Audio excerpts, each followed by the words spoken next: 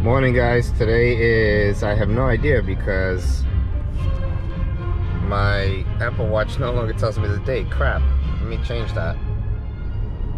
Good morning, guys. Today is Monday, June 24th, 2019. And I wanted to record something that I was just thinking of, particularly for you, Michael, because I think this is something men struggle with more than women. I think that, but this is good for you, Isabella, to know also, so that way you have insight into the mind of man. I think that men, for a variety of reasons, always want to have sex with multiple women. And I'm not sure if it's because there's several possibilities, right? Some might say evolutionary biology, because we're hardwired to want to, spread our seed, if you will, and because of that we're always biologically and chemically looking for a woman who is prime for procreating with. The other explanation is psychology. Men will always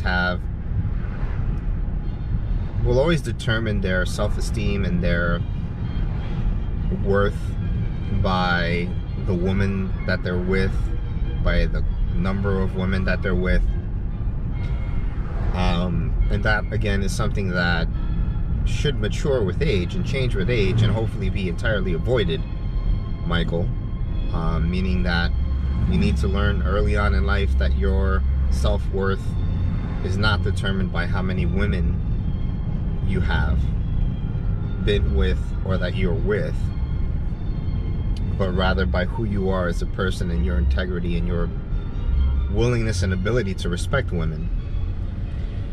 Going back to the original topic, the third possibility is culture, or environment as I prefer to call it. The environment that one is raised within. So in my case, as an example, I was raised in an environment with no father. So because of that, I had no clear direction as to what made a man, what made a man worthy, if you will. And the only male influences that I had, unfortunately, were other men who didn't, for the most part, have fathers, or if they did have fathers, those fathers were womanizers. So these men defined their manhood by how many women they could get and be with, and etc. Because listen, I'm gonna be vulgar right now. Pussy's pussy, all right? Once you find yourself someone good to have sex with and that you enjoy sex with, there's really no difference between one woman and another, except of course in their performance. And what I mean by that is, are they into it? Do you enjoy sex with them? Now, if you don't enjoy sex with someone, that's an entirely different story. But once you find a woman that you legitimately enjoy having sex with, there's no difference between her and another woman. Maybe there might be differences in, I don't know, one might have ass, the other one may not, but it's nominal, because usually it's a takeaway. Whereas one woman might have an ass, she may not have breasts, or vice versa, right? Or she might have ass and breasts, but then she has a serious attitude problem, or having sex with her is like reading the Wall Street Journal. Okay, boring. She just lays there and does nothing. So you can't strive for perfection, because you're more than likely not going to get it. In fact, I can almost guarantee you won't get it. But what you can strive for is finding someone that you built a relationship with, and that you have over time developed a sexual, because that too is something that is, in my opinion, developed over time. You learn to enjoy what your partner likes, etc. With that said, the question that occurred to me today while I was driving was, do men have to feel the need to be with multiple women, or is that entirely illusory? And I would say that it's the latter. I think that men do not have to constantly be in this desire of like, oh, ooh, I want that, I want variety. I think that men can teach themselves to focus on partnerships. You know, I think that once you find a woman, actually I think from the very beginning that's what you should be looking for. I think you should look for a woman who is looking for a partnership, who's looking to build a relationship, who's looking to work with a man when it comes to creating a long-term relationship. And if he doesn't find a girl who wants that, well then, you know, it is what it is, and you know, spend time with her as you see fit. But once you find someone that you want to build this long-term relationship with, and you build a sexual relationship with, I think that the man has to remind himself that that type of sexual relationship is built over time and is not easily replaceable. And I think that if man can remind himself of that,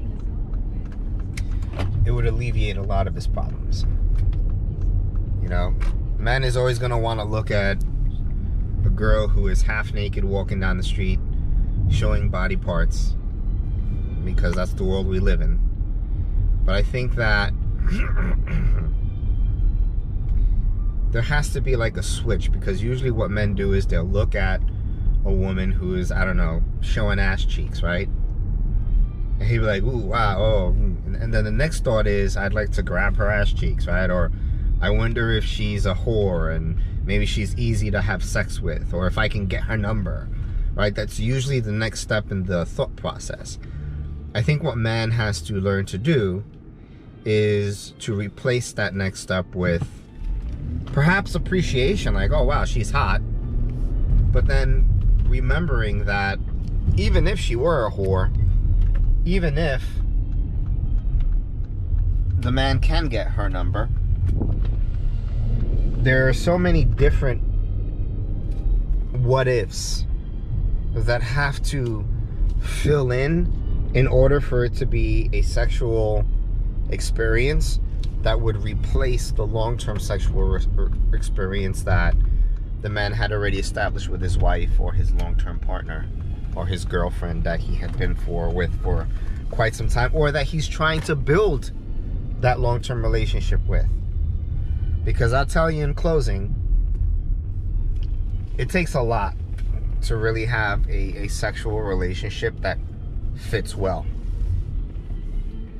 It's not just, you know, oh, she has a vagina, oh, she has nice tits. No, there's so many different moving parts in sex that make a big difference. You know, her attitude, her appetite. You know, there's a lot of different things that come into play, and the same of course goes for women.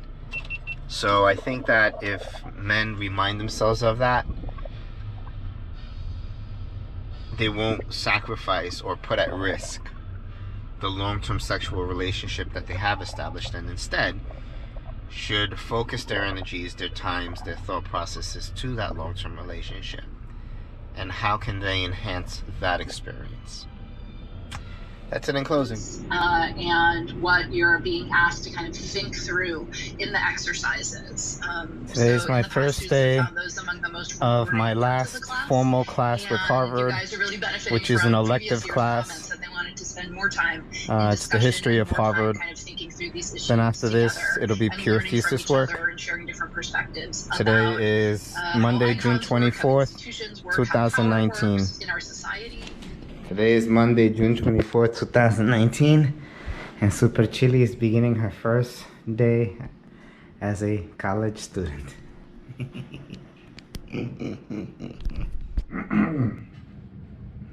Hey kids, today is Tuesday, June 25th, 2019. Thought I'd share with you very quickly the story of how your grandparents separated, because I got some color on that today. Basically,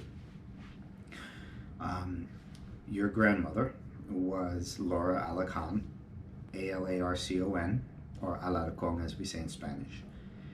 She came to this country when she was 24 years old on the same airplane that your grandfather Michael Rosero, or Miguel Rosero, R-O-S-E-R-O, same airplane. And the way that they met was that his mother approached my mother, or your grandmother, saying, please take care of my little boy, you know, because he's going to another country.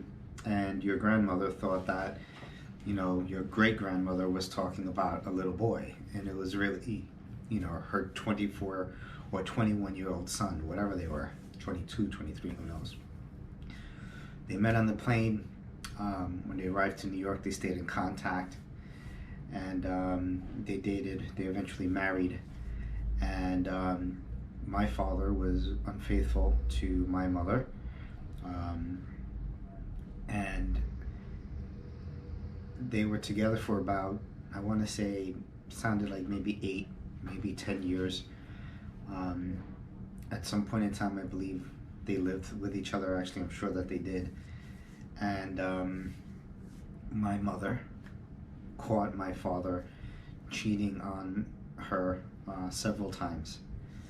And they eventually divorced because, from what my mother says, he contacted a lawyer and initiated the divorce proceedings without my mother knowing. And then when she found out, it was already in process. She told me the story about how she called the lawyer to try to get information, but that she messed up because she used a different first name, but she forgot to change her last name. So she called, instead of saying, you know, Maria Smith, she said Maria Rosero. And the lawyer was like, wait a minute, one of my clients is last name Rosero, you're lying to me. And, you know, she got the short end of the stick, according to her, meaning that, you know, no child support, etc., etc. And they divorced. I asked my father if he ever loved my mother, because that's actually what triggered, you know, some of the conversation. My mother, I once said to her that I was under the impression that maybe he never loved her. Just because, I mean, you know, from what I understood of what happened between them, it didn't seem to me to be the case, because he eventually left and never came back. I don't know. But I asked him, because my mother was apparently hurt by that. You know, she, and I wasn't there, I don't know. But apparently they were close at some point in time. And she said, how is it possible that he was so close to me, unless it was all a lie? You know, so I decided to ask my father, and he said that he was, in fact, that he did love her at some point in time, that she was probably even his first love, his first experience is what he called it. But that he was young. He was in his 20s. He wanted to sleep around. He hadn't kissed a girl for the first time until he was 19, which isn't so bad, by the way. But and I get it, because as men, especially, you know, at such a young age, you want to explore and see different women and date different women and the whole thing. So I get it, but that's why he kept cheating, and I guess eventually that's why, although he loved her, he wanted to not be tied down. And I guess that's why he asked for the divorce. I don't know. That part's not clear to me yet, but not too interested, to be honest with you. It's always been a confusing story for me, because I've heard a lot of different things, and whatever, it is what it is. But that's it. Thought I'd share that with you guys. Alright guys, the video that you just watched was of your grandmother explaining a little bit about how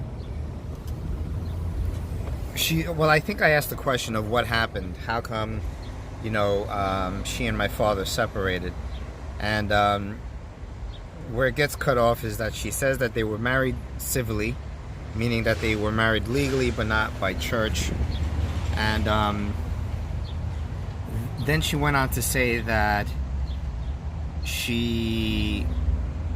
I'm just going to make believe I'm her, okay? That's the best way to do it. She says that, oh Jesus, this video. Okay guys, the video that you just watched is of your grandmother explaining, starting to answer the question of why she and my father separated.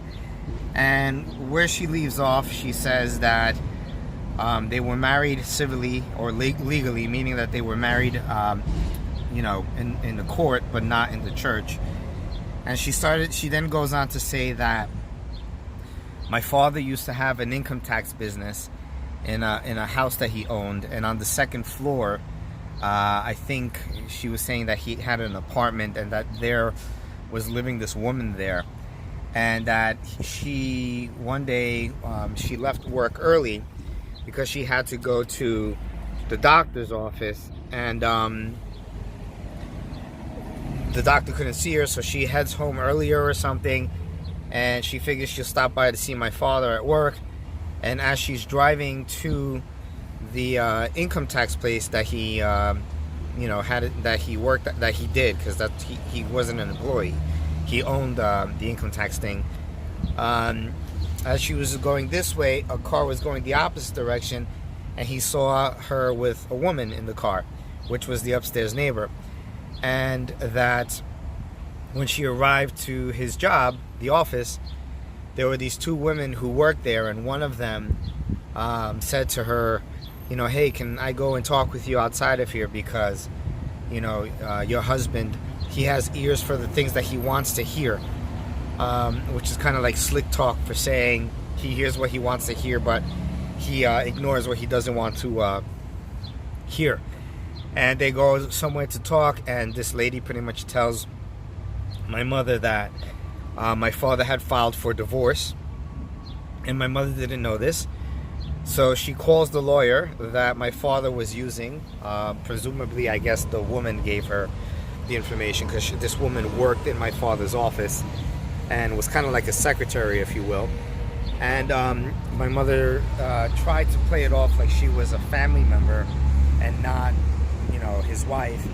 But she messed up, because instead of saying Maria Smith, she actually used her last name, Maria Rosero. And the lawyer was like, wait a minute, one of my clients is last name Rosero. You're his wife. You can't fool me. And basically, that's where she found out that he was trying to divorce her. She got a lawyer, and she feels that she got the short end of the stick, because she didn't get any, or didn't ask for child support. The other lawyer that was supposed to defend her, according to her, didn't really help her much. And that's how they got divorced. According to my mother, she got divorced from my father because he asked for the divorce, but also, and I guess she gave him the divorce, I'm sure in part because he asked for it, but also because, according to her, she was tired of him continuously cheating. And I'm trying to think. I know there's more to the story, I just can't remember. I'll try to record more, and speak with my mother about it and get more of a fuller picture. But that's it for now. I will say that I think that what it was is that my father divorced my mother because he had another woman, and that he wanted to be in a serious relationship with that woman. I think that's the case. I know my father also would claim sometimes that he only did it for the papers to help my mother. And that once she got the papers, he didn't see any more of a need of being married to her. But again, I have to get them on record saying that, because I don't fully remember. But I'll see what I can do. Michael, what are you doing down there? I'm in the stuffed animal crib. Want to take a look?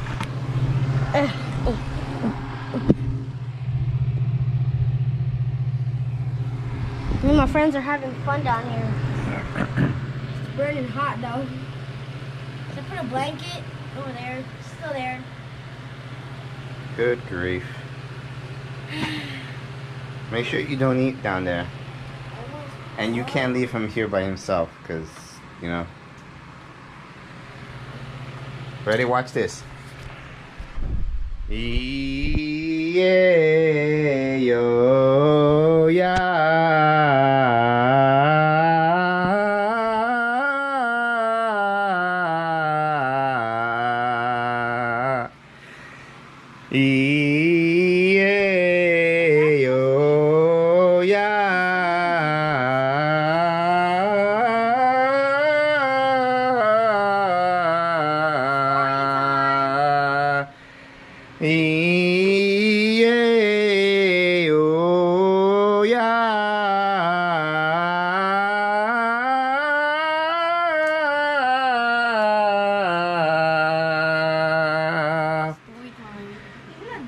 Oh, yeah.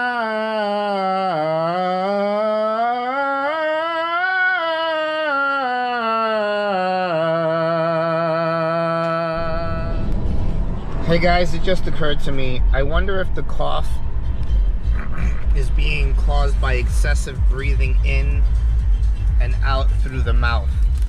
And I say that because now that I'm taking singing lessons, I made the observation that the cough is caused when I breathe in deeply from my mouth.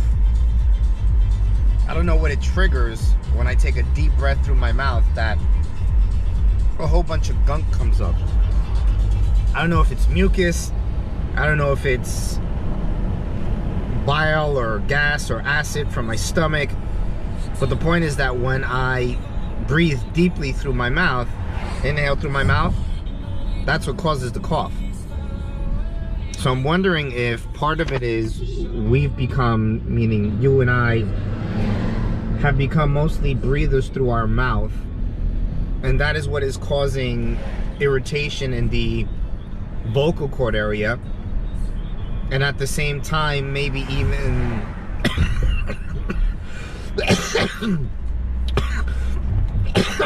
pushing up some of the gunk. Now as you can see, I'm breathing in mostly through my nose and I'm still coughing. So I don't know, but it's something to think about because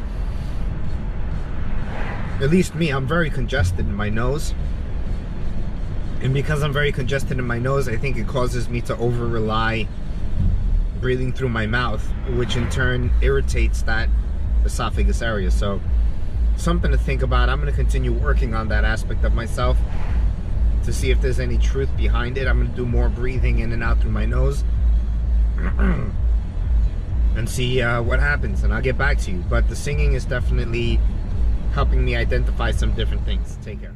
What happened? What the hell is that? Where's the Lion King peeing? You weirdo. Oh, hey, what's that, Chooch? You guys are gonna set the house on fire? Do it in the kitchen. Do it in the kitchen.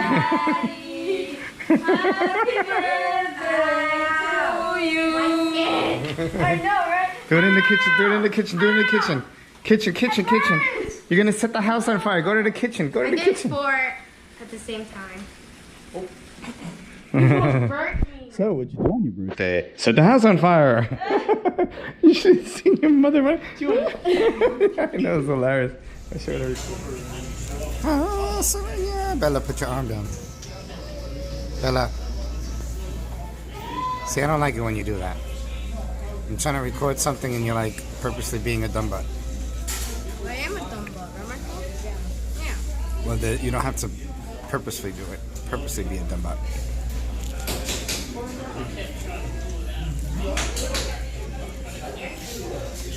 How's your food? Sugar, my food is hurt. It's what? Your food is what? My food is hurt. Your food is hurts? Why is your food these hurts? For my too. Your food, not your foot. Lucy. Excuse me, senor.